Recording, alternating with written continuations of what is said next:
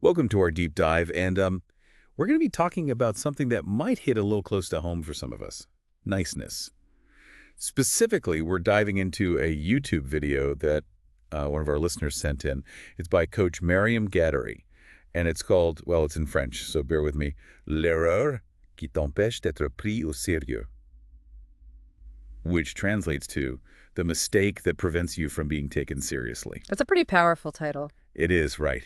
And it really sets the stage for what Gadery dives into in this video. You know, a lot of us, myself included, I think, were raised to be polite and accommodating, like that's a good thing. But our listener who sent this in was really curious about the potential downsides of always trying to be agreeable. Yeah, I mean, could there actually be negative consequences to being nice? It almost seems counterintuitive. Exactly.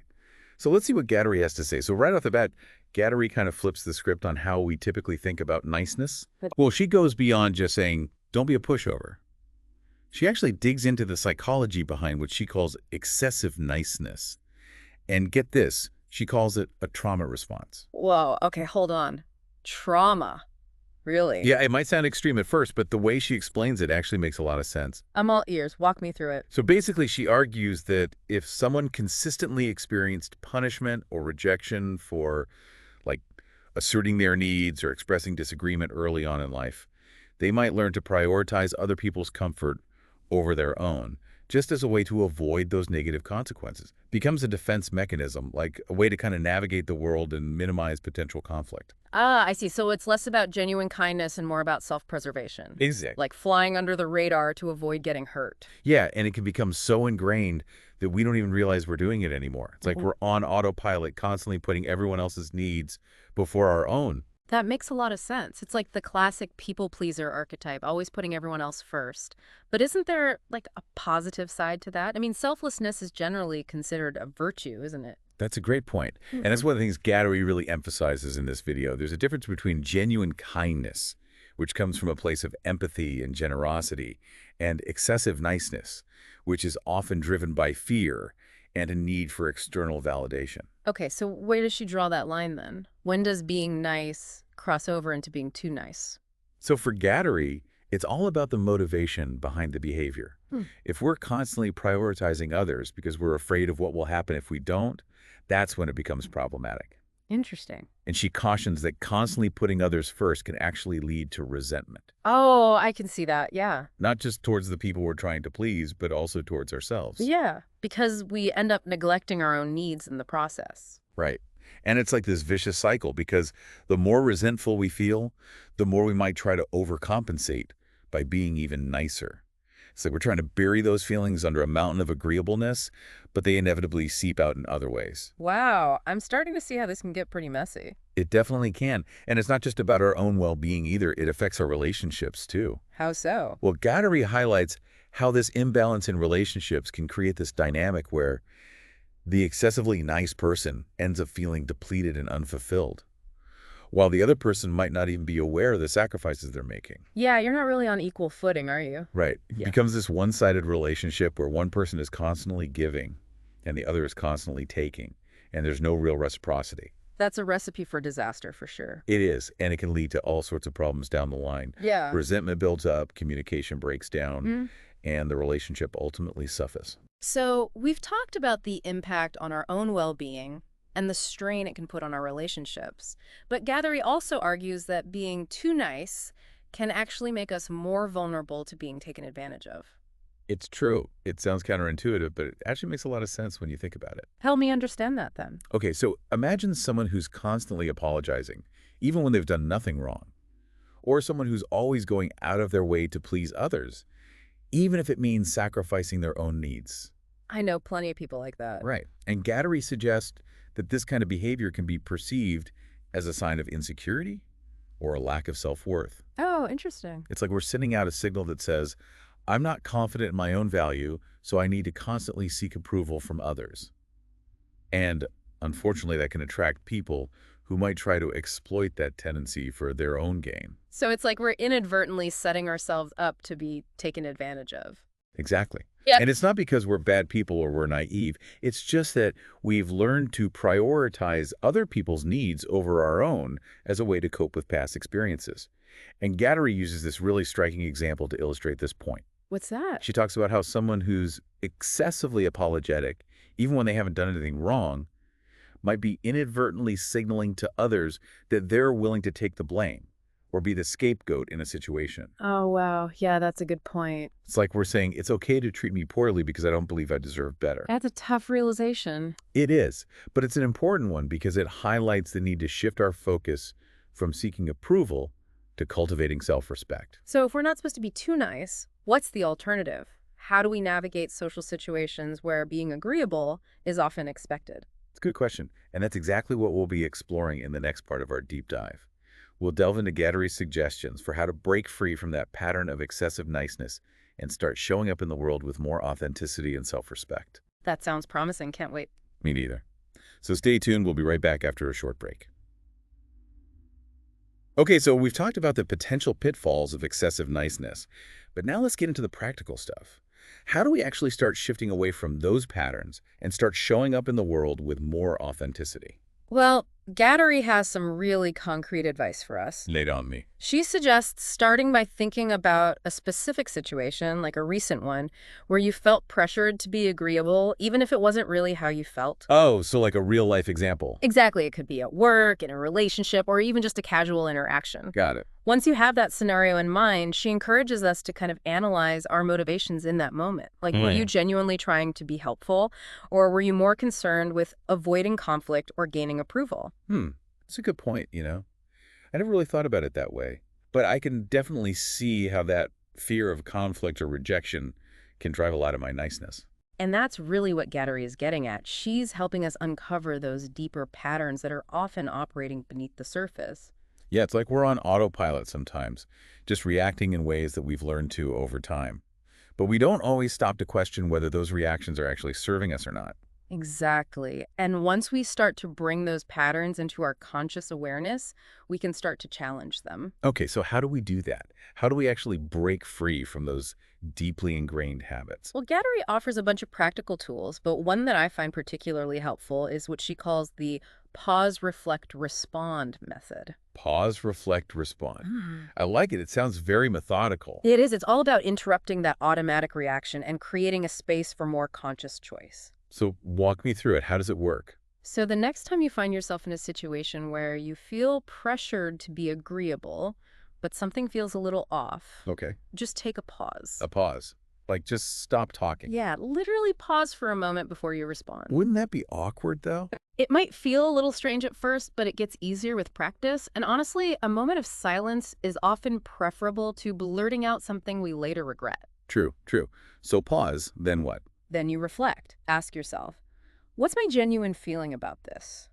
What do I truly want to say or do? I like that. Checking in with our gut instinct, not just going along with what's expected of us. Exactly. It's about honoring our own truth, even if it's different from what other people might want or expect from us. Okay, so pause, reflect, and then Then you respond, not react. respond, not react. What's the difference? Reacting is impulsive. It's coming from that automatic, habitual place. Yeah. Responding is more conscious. It's based on that reflection we just did, that check-in with our true feelings. Okay, I'm starting to see the distinction. So it's about taking that extra moment to consider our words and actions and making sure they're aligned with our values and our intentions. You got it. And that's where the authenticity comes in. Because we're not just trying to please everyone anymore. We're speaking from a place of self-awareness and integrity. Exactly. And it's not about being perfect. It's about progress. Right, it's about noticing those old patterns and making a conscious effort to do things differently. Yeah, and every time we choose to pause, reflect, and respond in a way that honors our true selves, we're reinforcing that new pattern and moving closer to that authentic life we desire. This is really making me think about some of my own experiences, those times when I've said yes, when I really wanted to say no, or when I've held back my true opinion because I didn't want to rock the boat. It's so common and it's understandable, but it doesn't have to be that way. Yeah, I'm starting to realize that a lot of my niceness comes from this fear of rejection, this need to be liked by everyone. And that's something that Gadery talks about a lot in this video.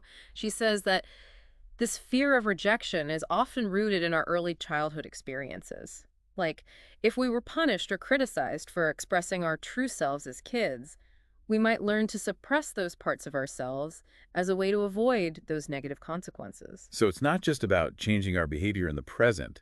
It's about understanding those deeper psychological patterns that might be driving those behaviors. Exactly.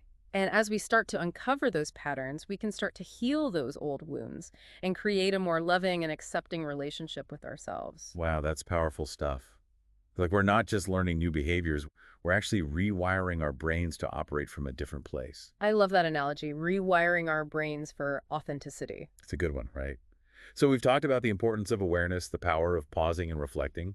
But what about actually setting boundaries? That's something I really struggle with. Yeah, it's tough, but it's essential. Do you have any advice for how to do it in a way that feels authentic and respectful? Well, Gadery emphasizes that setting boundaries is an act of self-love, not selfishness. Self-love, not selfishness. I like that. It's about recognizing that we have the right to protect our own well-being, and that includes setting limits on how much we give to others. So how do we actually do that? Where do we even start? Gadery suggests starting small with something that feels manageable. Okay, like what? It could be something as simple as saying no to a request that you would normally agree to out of obligation. Like if a friend asks me to help them move and I really don't have the time or energy? Exactly. Or if someone asks you to take on an extra project at work when you're already feeling overwhelmed. It sounds so simple, but I know it can be really hard to say no, especially to people we care about. I hear you. It's definitely a practice. Any tips for how to make it easier? One of the Gadery's favorite phrases is, "Thank you for thinking of me, but I'm not able to do that right now." I like that. It's polite but firm. It acknowledges the request without immediately giving in. Yeah, and it doesn't require a lengthy explanation or apology. Exactly. No is a complete sentence. I need to write that down. No is a complete sentence. You got it. And if you do want to offer an explanation, keep it brief and focus on your own needs and limits. Okay, so what if the other person doesn't take no for an answer? What if they keep pushing? That can be tough, but it's important to stand your ground. You can say something like, "I appreciate you asking, but I need some time to think about it." Oh, I like that. It buys you some time and space to make a conscious decision. Exactly. And if they're still being pushy, you can be more direct, like, "I've already given you my answer, I'm not going to change my mind." Ooh, that's a good one. Very assertive. It's about communicating your boundaries clearly and confidently. And sometimes it's not just about what we say, it's about how we say it. Right? Body language is huge. Like if we're saying no, but we're shrinking back or avoiding eye contact, it's going to send a mixed message. Totally. Instead, try standing tall, making eye contact, and using a firm but friendly tone of voice. So we're non-verbally communicating that we're serious about our boundaries. Exactly. And it's amazing how much that can shift the dynamic of the interaction. This is all making so much sense, you know? I'm starting to see how these seemingly small changes can actually have a huge impact on how we feel about ourselves and how others perceive us. It's true. It's all interconnected. So to recap, we've got the pause, reflect, respond method, setting boundaries, and paying attention to our body language. What else? What other tools does Gadery offer for cultivating this authentic way of being in the world? Well, she talks a lot about the importance of self-awareness, like really paying attention to those thoughts and beliefs that might be driving our excessive niceness. Oh, so like those negative self-talk loops. Exactly. Like if we catch ourselves thinking things like, "I'm not good enough," or "I need to please everyone to be liked," we need to actively challenge those thoughts and replace them with more empowering beliefs. So it's like we're becoming our own thought coach. Yes, exactly. We're training our brains to focus on the positive and to cultivate a more compassionate and accepting inner dialogue. It's like we're giving ourselves permission to be human with all of our flaws and imperfections. Exactly. And as we do that, we start to attract different kinds of relationships into our lives. Relationships that are based on mutual respect and authenticity, not just on one person constantly trying to please the other. I love that. It's like we're creating a ripple effect of authenticity. He really is. So we're almost out of time for this part of our deep dives. But before we move on, I'm curious to hear your thoughts on one more thing that Gadery talks about in this video. Sure, what's that? She mentions this idea of differentiating between being liked and being respected. And I think it's a really important distinction to make. It is. It goes to the heart of everything we've been talking about today. Yeah, it's a distinction that I think a lot of people, especially women, struggle with. Totally, because we're often taught that being likable is the key to success, you know? Like be agreeable, be pleasant, don't make waves. Exactly. But what Gadery is saying is that true success comes from something deeper than just being liked. Authenticity. Yes. It's about being true to yourself, honoring your values and beliefs, even if it ruffles some feathers along the way. So it's not about trying to fit into some predefined mold of what a likable person should be. Right. It's about recognizing that your worth doesn't come from how many people like you or approve of your choices. It comes from within. Exactly. And when you shift your focus from seeking approval to living authentically, Yeah. you tap into a wellspring of inner strength and resilience. It's like you're finally giving yourself permission to just be you. And when you do that, you create space for other people to do the same. It's like a chain reaction of authenticity. I love that. And that's where real connection happens, when we're not afraid to show our true selves, warts and all. Because at the end of the day, I think we all crave that kind of deep, genuine connection. Absolutely. We want to be seen and accepted for who we really are, not for some carefully crafted persona. And Gadery's work gives us the tools to actually start living that way. It's not just some abstract concept. She provides practical strategies for setting boundaries, communicating our needs, and challenging those limiting beliefs that hold us back. Right. It's about recognizing those patterns of people-pleasing and making a conscious choice to do things differently. And it's a journey, not a destination. Some days will be easier than others. Absolutely. There will be times when we slip back into old habits or feel uncomfortable asserting ourselves. But the more we practice, the more natural it becomes. And the rewards are so worth it. They are. When you embrace your true self, you open yourself up to a world of possibilities. You attract relationships that are based on respect and understanding. You find work that aligns with your passions. And you experience a level of inner peace and fulfillment that comes from living in alignment with your authentic self. It's like you're finally coming home to yourself. Beautifully said. And it's a continuous journey of growth and self-discovery. Gadery reminds us that it's okay to be a work in progress. It's okay to make mistakes. It's okay to not have all the answers. The most important thing is to keep showing up, keep learning, keep growing. Exactly. So as we wrap up this deep dive, what's the one thing you want our listeners to remember? I want them to remember that true likability isn't about trying to please everyone. It's about embracing your authenticity, setting healthy boundaries, and honoring your own needs. And that's what allows you to connect with others in a truly meaningful way. I love that. And it's a beautiful reminder that the journey toward authenticity is a journey worth taking. It might not always be easy, but it leads to a much richer and more fulfilling life. Couldn't agree more. Thanks for joining us for this deep dive into niceness, authenticity, and the power of being true to yourself. We hope you found it insightful and maybe even a little bit challenging. And until next time, keep exploring, keep questioning, and keep diving